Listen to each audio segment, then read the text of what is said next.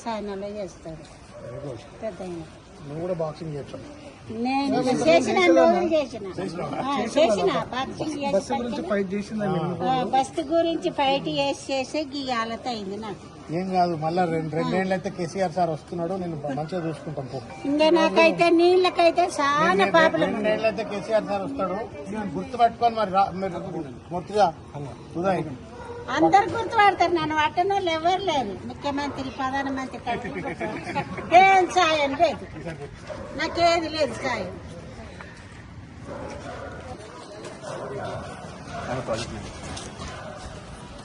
Sir 200 కోసం వచ్చినా కూడా కట్టం నీళ్ళు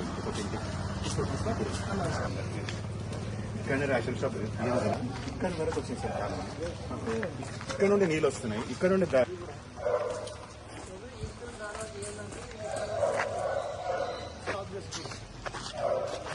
మీరేమంటున్నారు? ఇది ఇట్లా వంకర అయింది కదా, దాన్ని స్ట్రైట్ చేయమంటారు. ఇది ఒకటే మన బంగారు వచ్చి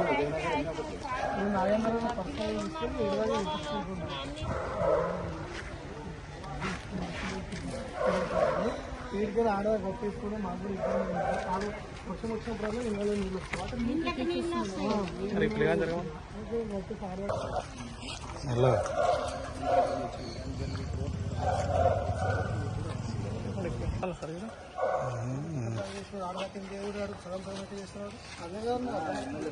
ఇది కంప్లీట్ చేస్తే, ఎందుకంటే లాస్ట్ టైం కూడా ఈ రిటర్నింగ్ వాళ్ళు కూలిపోయింది.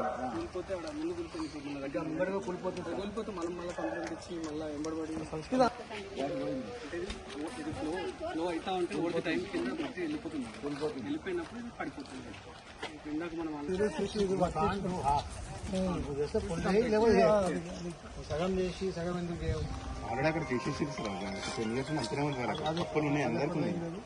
పాతది లేకుండా మళ్ళీ ఇది అవుతుందేమో అని చెప్పేసి ఇక్కడ చేపించుకుంటున్నాం. మేమేమంటాం అంటే మళ్ళీ కూలిపోతుందని చెప్పేసి చేపించుకుంటున్నారు. మేమేమంటాం మా వర్షం ఇక్కడికి వెళ్ళి అక్కడి నుంచి ఆడదాకా ఎన్ని కుటుంబాలు ఉంటాయి? ఇక్కడికి వెళ్ళి ఆడదాకా 70 ఇల్లులు ఉన్నాయి. దగ్గర దగ్గర 800, 900 కుటుంబాలు ఉంటాయి. రెంటర్స్